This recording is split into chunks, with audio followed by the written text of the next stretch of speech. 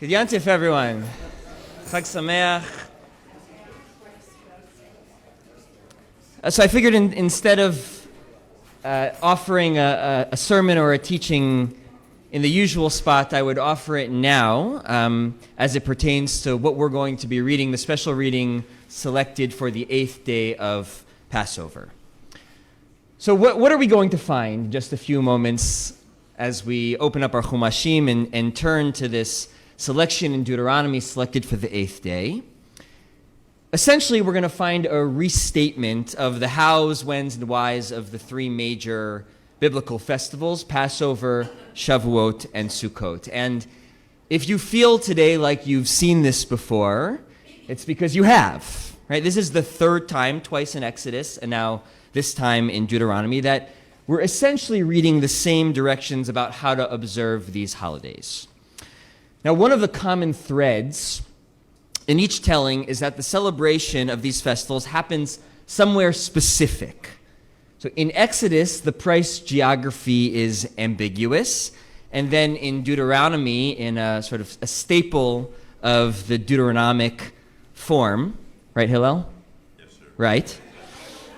The language is b'makom asher yivchar Hashem, in the place that God will choose. I can only imagine what your bedtime stories were like with your dad, the scholar of Deuteronomy.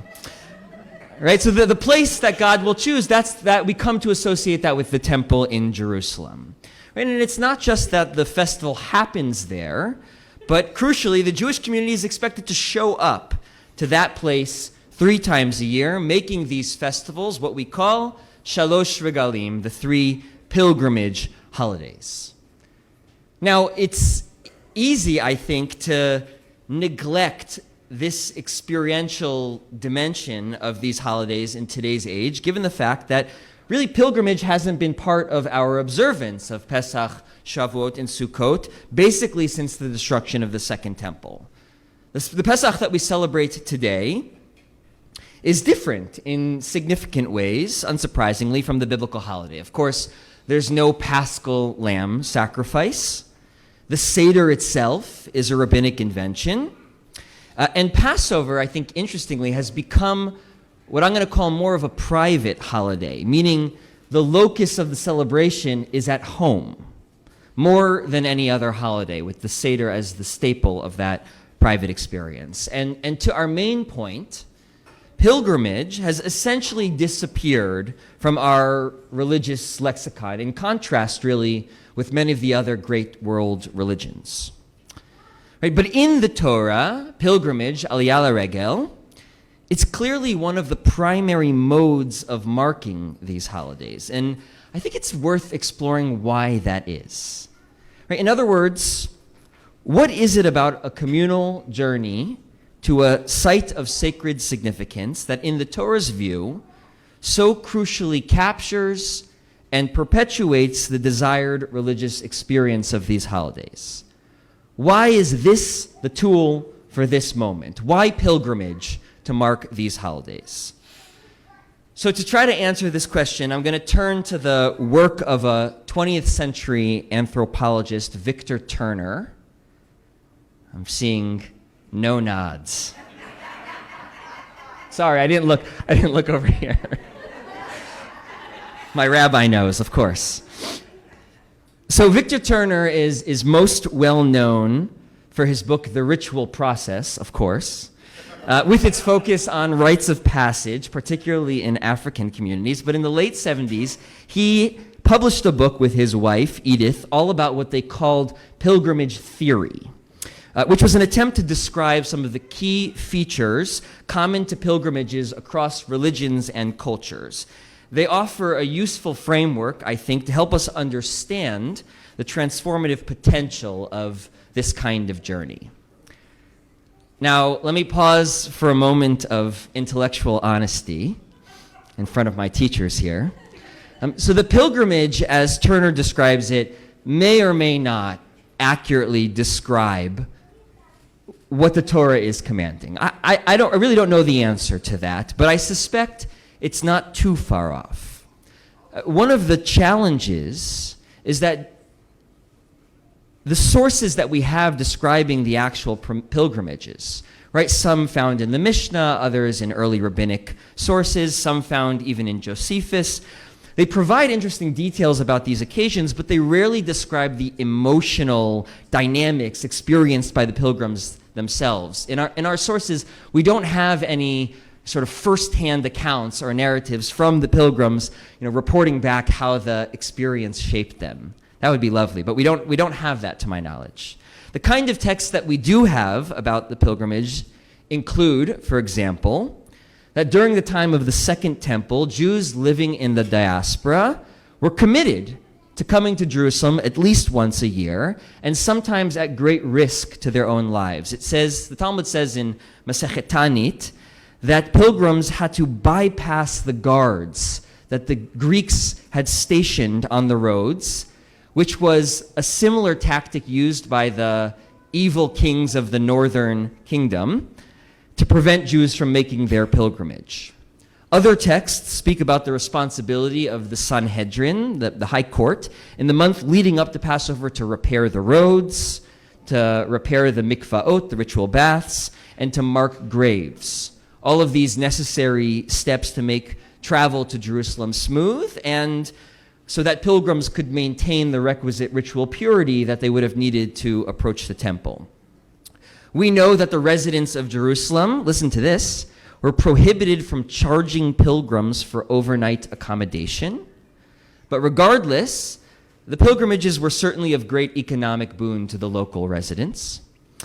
And we know that the rabbis, now centuries later, writing with nostalgia about these gatherings, waxed poetically about the miracles that happened on these festivals.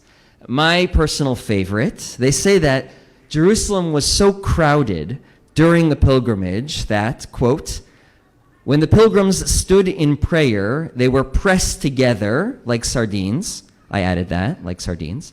But when they bowed, miraculously, there was a space of 4 cubits between one person and the next.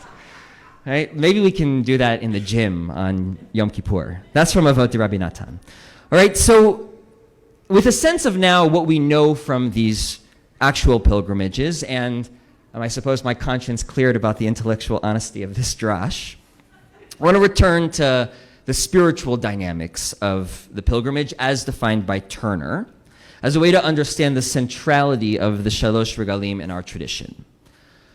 All right, so at its core, a pilgrimage is an elliptical journey, right, whereby the pilgrim leaves home, journeys to a sacred site, most commonly alongside other travelers, and then returns home, transformed by the experience, and hopefully able to integrate the lessons from the journey into everyday life. Turner highlights 3 key elements of pilgrimage that, similar to rites of passage, set it apart as a peak religious experience.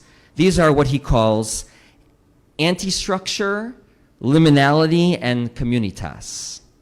Stay with me. All right, so a pilgrimage represents a break from the typical rhythms that dictate everyday life. Work, responsibilities fade into the background, routine is upended, setting relocated. The structure of everyday life has been replaced by what Turner is calling anti-structure. That doesn't mean that there are no rules on a pilgrimage, but that the rules that govern this experience are radically different from the habitual grooves that people typically live by. The dissolving of structure makes way for new building blocks to emerge. Number 2, pilgrimage is necessarily liminal. Much to the chagrin of my early 20s self, one cannot be a pilgrim forever. Right? The journey requires a return trip home, but while on the road, the pilgrim is fundamentally between places, between times and structures. Turner writes that as such, liminality is often likened to, quote, to death, or to being in the womb, or to darkness, or to the wilderness. And it's not just that the time is liminal, but people exist in a unique way in this transitional moment. He writes, liminal entities are neither here nor there. They are betwixt and between the positions assigned and arrayed by law, custom, and convention. Which leads to the most important element of a pilgrimage, what he terms communitas, a feeling of profound connectedness to others undergoing the ritual. Communitas emerges from the conditions of anti-structure and liminality, in part because on the pilgrimage, social status, rank, economic disparities dissolve. Pilgrims travel together, often wearing similar garb, all dependent on the generosity and hospitality of others, all traveling the same path with the same destination in mind. It's a temporary community of equal, undifferentiated individuals. Edith Turner describes communitas as a spiritual state, an unconditional love, outside any differentiated respect for rank, moral status, and social structures. A pilgrimage is a moment in and out of time that dissolves the structures, both social and legal, that govern everyday life. And in its place, new possibilities for how society could function and how people could relate to each other emerge. Okay, that I think is the key point. That's the frame that helps us understand, in general terms, why pilgrimage is the codified religious response to these three holidays. In the narrative itself, isn't the story of Exodus, Revelation, and the journey to the Promised Land not a pilgrimage in and of itself, if not multiple pilgrimages nestled within each other? So it makes sense that the experience of pilgrimage as codified religious behavior would best capture and reanimate the essential lessons of these holidays. So as we wrap up Passover today, I want to conclude by applying this conceptual framework specifically to this holiday. The narrative of Exodus lives in liminality.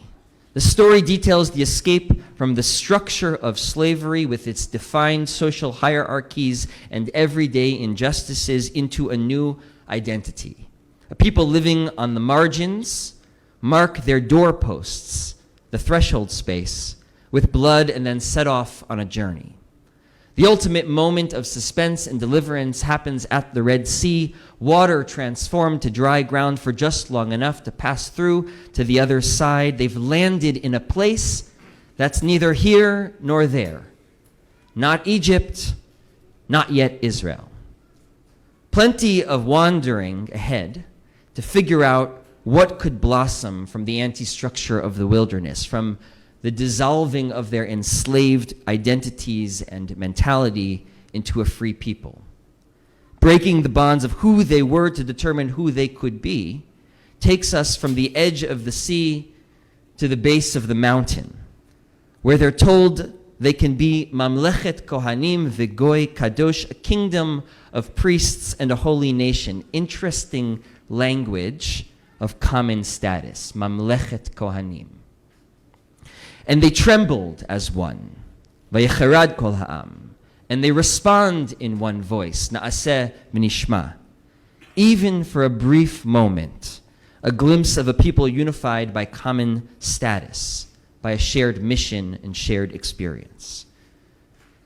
But crucially, the point of a pilgrimage isn't the pilgrimage itself.